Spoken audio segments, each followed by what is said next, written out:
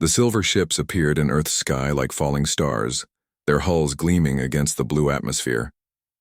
Inside the largest vessel, Commander Vextar pressed his long, crystal-like fingers against the viewing screen. His species, the Zephyrians, had bodies built for speed, thin limbs that could move faster than human eyes could follow, and hearts that pumped liquid energy through their veins. "Show me those recordings again," Vextar ordered his aide, a shorter Zephyrian named Kilnox. The screen flickered to life, displaying footage of human marathons from around Earth. Thousands of bipedal creatures moved at what seemed like a crawling pace through city streets. Some took over 4 hours to complete the 42-kilometer distance. Vextar's crystalline face twisted into what his species considered laughter. "Look at them, Kilnox. They move like injured animals. Our children could cover that distance in mere minutes." The aide nodded enthusiastically.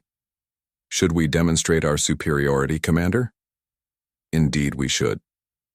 Vextar turned away from the screen. "Contact the other ships. Tell the Brutax and Technokai representatives that we have found the perfect opportunity to show these humans their place in the galactic hierarchy." On Earth, Kim Soo sat in his small office overlooking Boston Harbor. As the head organizer for the Boston Marathon, he had seen many strange requests over the years, but nothing like the formal document that had appeared on his desk that morning. The paper seemed to shimmer with its own light, and the words were written in perfect Korean English and dozens of other Earth languages simultaneously. "Park Min, you need to see this," Kim called to his assistant, who was sorting through registration forms in the next room. Park Min entered, adjusting his glasses. He was a thin man in his 30s who had helped organize marathons for the past decade. "What is it, Kim?" "Read this." Kim handed him the glowing document. Park Min's eyes widened as he read. "They want to race against us? These aliens?" "Apparently, so. 200 of their best athletes against any humans who want to participate." Kim rubbed his forehead. "They say they want to demonstrate the athletic superiority of their species." "This is real?" Park Min set the document down carefully, as if it might explode. "The Olympic Committee confirmed it an hour ago. First contact with alien species, and they want to run a marathon." Across the city, Li Jin was dealing with the sudden chaos that had erupted at the marathon registration office. Phone calls poured in from around the world as news of the alien challenge spread. Reporters crowded outside the building, and the registration website had crashed from the sudden influx of applications. "How many so far?" Kim asked when he arrived at Li Jin's office. 50,000 and counting, Li Jin replied, wiping sweat from her forehead. "People are flying in from everywhere. They want to represent humanity." Meanwhile, aboard the Zephyrian flagship, Vextar was meeting with representatives from the other alien species. The Brutax delegate, a massive creature with 4 powerful legs and arms like tree trunks, stomped into the meeting room. "This will be easier than hunting moon rabbits," the Brutax growled. "My warriors can run on 4 legs. These humans barely manage on 2. The Technokai representative remained silent, its mechanical body humming with quiet efficiency. Half machine and half organic, the Technokai had replaced most of their natural body parts with cybernetic enhancements designed for perfect athletic performance. "Excellent," Vextar said. "Between our 3 species, we will show these humans what real speed looks like. The Galactic Sports Network will broadcast this across 17 star systems. Every civilized species will witness human inferiority." On now. The night before the race, Kim Soo stood at the starting line on Hopkinton Green. The quiet street had been transformed into an alien-human meeting ground. Massive ships hovered overhead, their lights casting strange shadows on the pavement. Alien athletes stretched and prepared using methods that defied human understanding. The Zephyrians moved like liquid lightning, their bodies flickering between positions so quickly that cameras could barely track them. The Brutax tested their 4-legged stride, each step leaving small cracks in the asphalt. The Technokai ran diagnostic tests on their mechanical components, small lights blinking across their bodies. "Are you nervous?" Park Min asked Kim as they watched the aliens prepare. "A little," Kim admitted. "Look at them. They're so fast, so strong. What if we embarrass ourselves in front of the entire galaxy? Nearby, human runners were going through their own preparations. They looked almost primitive compared to the alien athletes. No cybernetic enhancements, no 4 legs, no supernatural speed. Just ordinary people in running shoes and shorts. Li Jin approached with a clipboard. Final count. 127 human participants registered. The aliens have exactly 200 athletes. Tomorrow, Kim said quietly, watching a Zephyrian blur across the starting area in a test sprint. The galaxy will learn what humans are made of. None of them realized that by the next evening, it would be the aliens who learned something unexpected about the strange bipedal species they had so casually challenged. The morning sun painted Boston in golden light as thousands of runners gathered at the starting line in Hopkinton. The air buzzed with excitement and nervous energy. Human athletes stretched and chatted quietly while checking their watches and adjusting their running shoes. The alien athletes created a stark contrast. Commander Vextar stood nearly 8 feet tall, his crystalline skin reflecting the morning, light like a prism. His Zephyrian teammates moved restlessly, their elongated limbs twitching with barely contained energy. Each breath they took sounded like wind rushing through metal pipes. The Brutax warriors pawed the ground with their hooved feet, leaving small gouges in the asphalt. Their massive bodies, built like a cross between horses and bears, made the starting area tremble with each movement. Steam rose from their nostrils in the cool morning air. The Techno-Kai athletes stood perfectly still, their mechanical parts humming softly.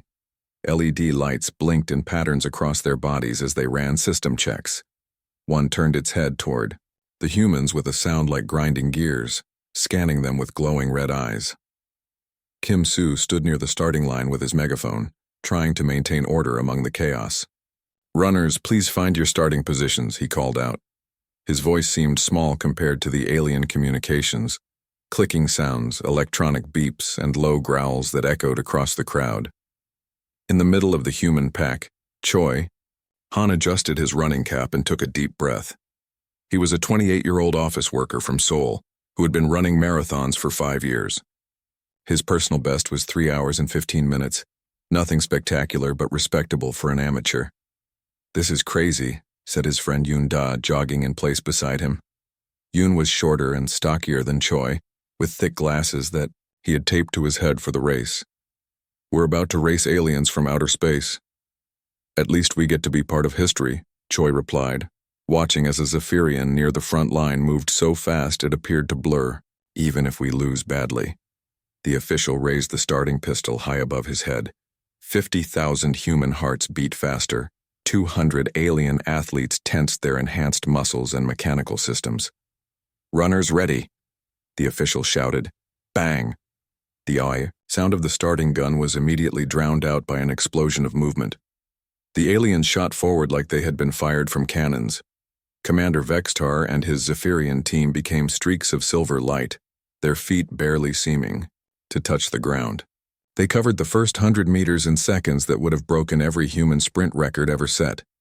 The Brutax warriors thundered past on their 4 legs, their heavy bodies moving with surprising grace. The ground shook under their hooves as they galloped ahead, leaving clouds of dust in their wake. Their powerful muscles rippled under their thick fur-covered skin. The Techno-Kai athletes accelerated smoothly, their mechanical legs moving in perfect rhythm. Their cybernetic enhancements calculated the optimal stride length and pace, while their artificial hearts pumped coolant through their systems at maximum efficiency. Within the first quarter mile, every single alien athlete had disappeared ahead of the human pack. The humans looked like they were standing still in comparison. Choi Han maintained his steady pace, his breathing controlled and even. He had trained for this rhythm for months, knowing that starting too fast would ruin his entire race. Around him, thousands of other human runners did the same thing. They settled into their planned pace and ignored the spectacular alien sprint happening ahead of them. "Look at them go," Yoon Da laughed, though he sounded a bit nervous. "They'll finish this thing before we even reach mile 5. "Maybe," Choi said, focusing on his form. His feet hit the pavement in a steady rhythm that he could maintain for hours. But this is a marathon, not a sprint. High above the race, alien broadcast ships hovered in the sky, sending live feeds across the galaxy. The Galactic Sports Network had promised the largest interspecies audience in history, and they were delivering. As we expected, announced the primary commentator, a floating jellyfish-like creature with a voice that sounded like singing crystals. The alien athletes have completely dominated the early stage of this contest. The human participants appear to be moving at recreational speeds while our representatives demonstrate true athletic superiority. A secondary commentator, a robot with dozens of eyes, added statistical analysis. The lead Zephyrians have covered the first mile in 2 minutes and 47 seconds. At this pace, they will complete the full marathon distance in under 2 hours, a time that will establish a new galactic record.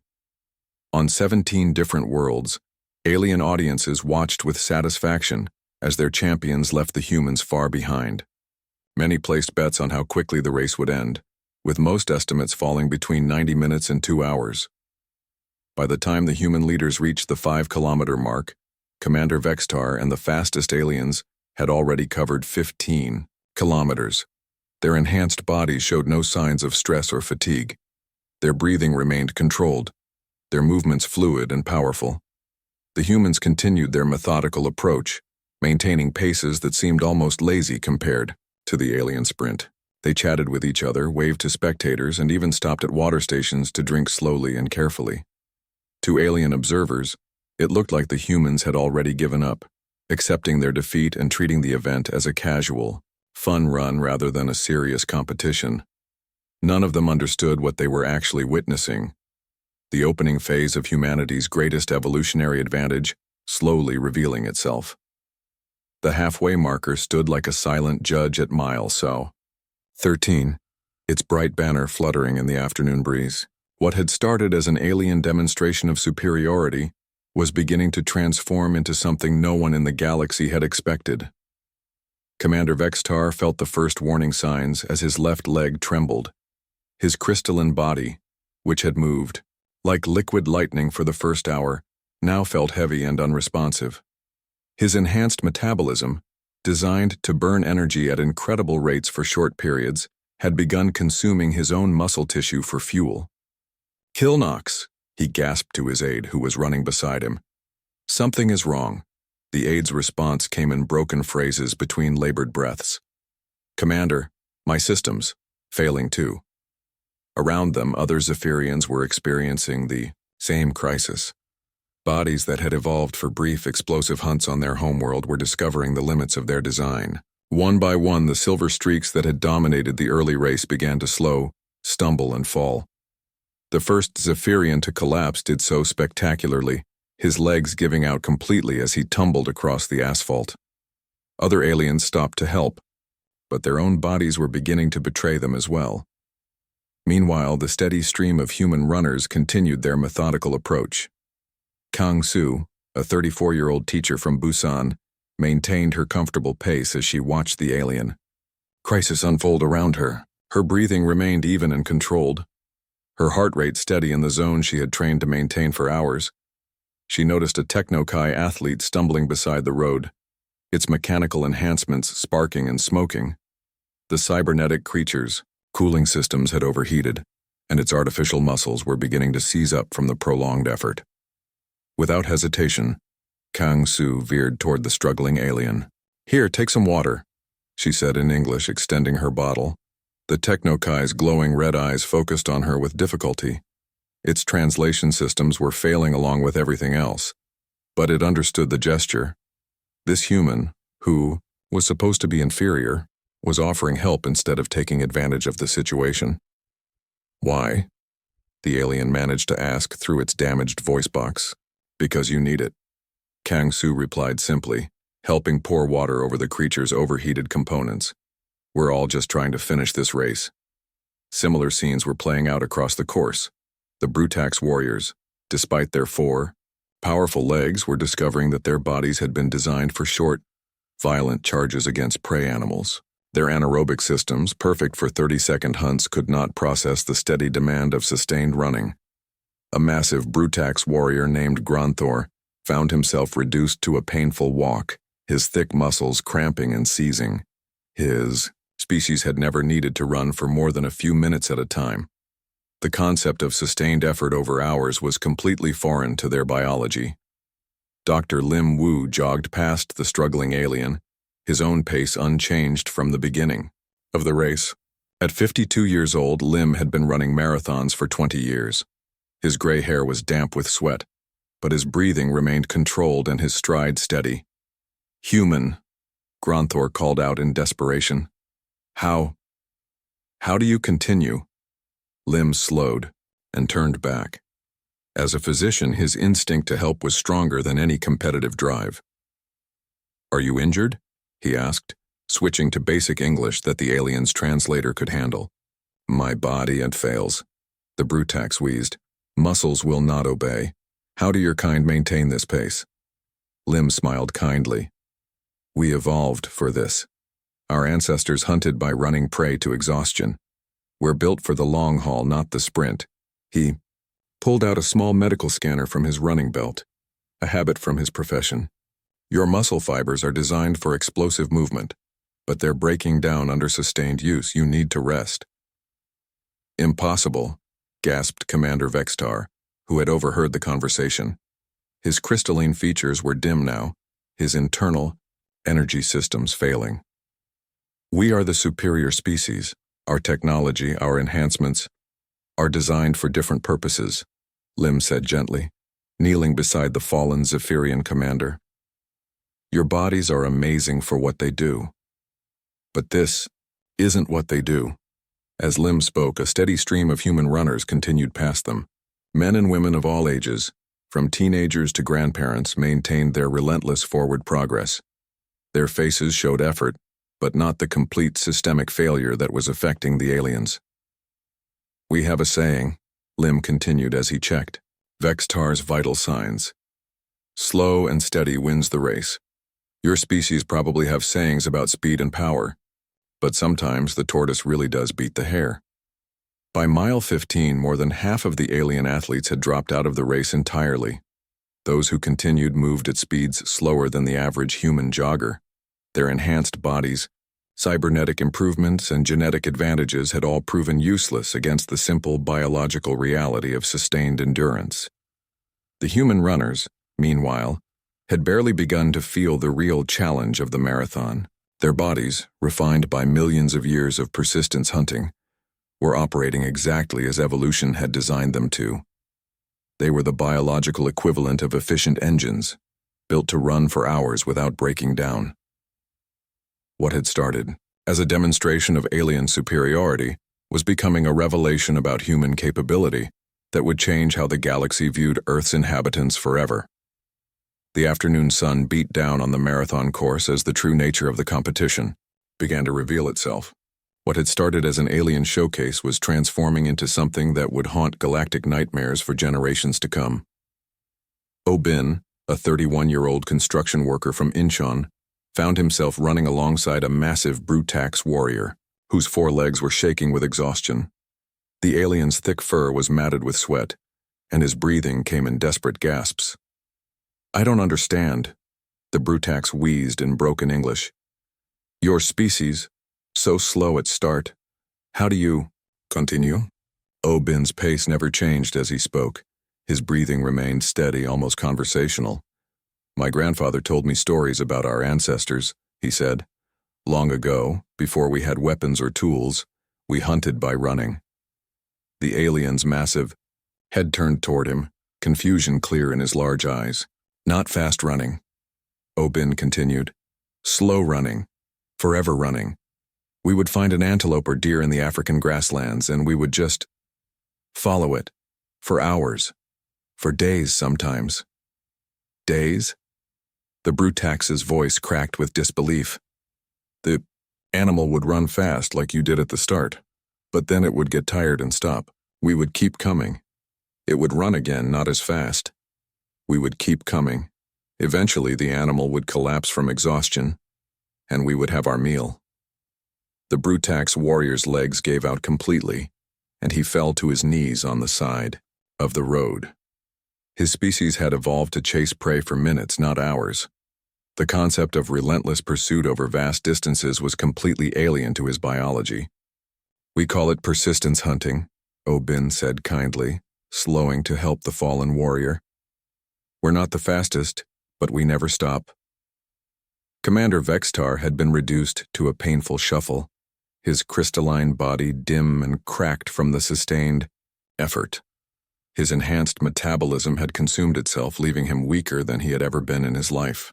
Each step sent waves of agony through his legs. That's when he saw her. Songmi was 67 years old, a grandmother from Seoul who had taken up marathon running after her retirement. Her gray hair was pulled back in a neat ponytail that bounced with each step. She wore a bright yellow running shirt and had a smile on her weathered face as she approached the struggling alien commander. "Hello there," she said cheerfully in English, waving as she jogged past. "Beautiful day for a run, isn't it?" Vextar stared in absolute horror as this elderly human female maintained a pace that his supposedly superior physiology could no longer match. She wasn't even breathing hard. "How?" he gasped to a human volunteer who had stopped to check on him. "How is this possible?" The volunteer, a young medical student named Park Ho, knelt beside the alien commander. "It's all about evolution," he explained patiently. "Our bodies are designed for this." "Designed?" Vextar's voice was barely a whisper. "We walk upright on 2 legs, Park Ho said, gesturing to his own body. "This is incredibly energy efficient compared to 4-legged running. We can cover long distances using very little fuel." He pointed to his sweaty forehead. "And we cool ourselves by sweating all over our bodies. Most animals can only cool down by panting, which wastes energy and water. We can run in hot weather, for hours without overheating." Vextar's crystalline features reflected the sunlight weakly. We thought you were primitive."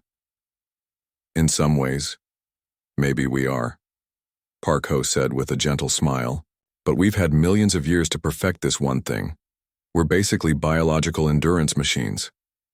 Across the galaxy, alien audiences watched their screens in growing disbelief. The Galactic Sports Network had promised them entertainment, a demonstration of alien superiority over the primitive humans. Instead, they were witnessing something that challenged everything they thought they knew about Earth's inhabitants. The jellyfish-like commentator's voice had lost its earlier confidence. "This is unexpected," it announced to 17 star systems. "The human participants continue to maintain their pace while our representatives are experiencing systematic failure. On the Zephyrian homeworld, military strategists were having emergency meetings. On Brutax Prime, pack leaders were reviewing their files on human capabilities. In the Techno-Chi collective consciousness, new data was being rapidly processed and shared. By mile 18, only 43 alien athletes remained in the race, and most of them were walking or limping. Meanwhile, thousands of human runners continued their steady forward march. Their faces showed effort and concentration, but not the complete breakdown that had affected their alien competitors. Dr. Lim Wu jogged past another group of exhausted aliens, offering water and medical assistance. At 52, he was older than many of the enhanced alien athletes, yet he showed no signs of slowing down. "This is impossible," muttered a Techno-Chi whose cybernetic enhancements had failed hours ago. "Your species should have evolutionary weaknesses. All species do." "We do," Lim replied, pausing to check the alien's overheated components. "We're not very fast, we're not very strong. We can't fly or breathe underwater or survive in space." He gestured toward the stream of human runners still flowing past them. "But we can do this. We can keep going when everything else stops. And sometimes that's all you need." The Galactic Athletic Commission frantically updated their files on human capabilities, adding new categories they had never needed before. Persistence hunting, endurance predation, and biological termination through sustained pursuit. What had started as a simple athletic competition was becoming a galaxy-wide revelation about humanity's most terrifying evolutionary advantage. The final 6 miles of the marathon course stretched out like a test that separated the evolved from the merely enhanced. By mile 20, only 12 alien athletes remained upright, their bodies fighting against biological systems that had never been designed for this kind of sustained punishment. Commander Vextar crawled more than walked, his crystalline body cracked and dim. Each breath felt like swallowing broken glass, and his enhanced muscles had long since given up their rebellion against the impossible demand for continuous effort.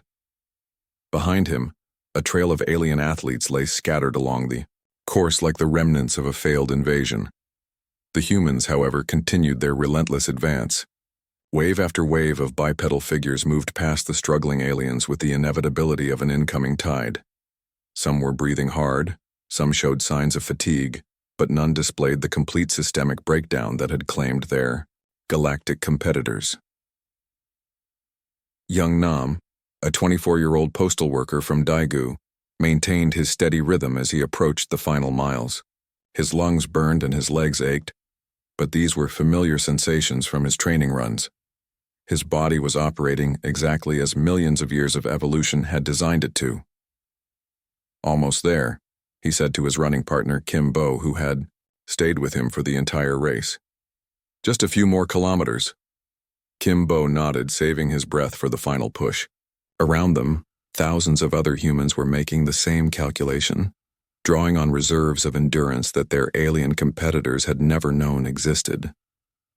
The finish line appeared ahead, marked by banners and crowds of spectators who had witnessed something unprecedented. Young Nam crossed first among the humans with a time of 2:09:42, raising his arms in celebration not of victory over the aliens, but of completing another marathon. "Good race," he said to Kim Bo, who finished 30 seconds behind him. They embraced, briefly, then turned to watch the continuing stream of human finishers. The aliens were a different story entirely. Those few who remained upright stumbled across the finish line over the following hours in various states of collapse. The last Zephyrian to complete the distance took nearly 6 hours, supported by human volunteers who had stayed to help.